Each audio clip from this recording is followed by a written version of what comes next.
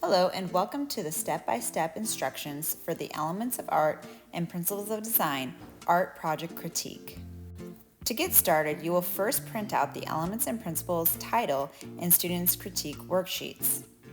You will have a step-by-step instruction page, a worksheet for students to fill out, and Elements of Art and Principles of Design vocabulary words. Once you have everything printed, your next step is to cut out your vocabulary words.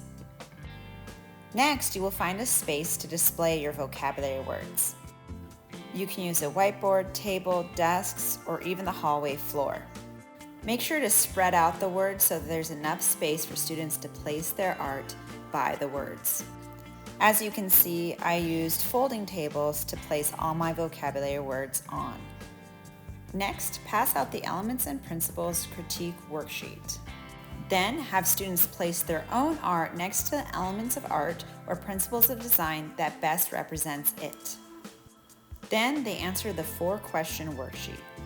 For this critique, they will not only write about their own art, but they will also write about the art of their peers. This is a fantastic critique activity that not only gets students out of their seats, but also allows them to observe their peers' artwork. It provides an opportunity to connect the elements of art and principles of design to real-world examples, foster a deeper understanding and engagement. Have fun with this activity, and thank you for watching.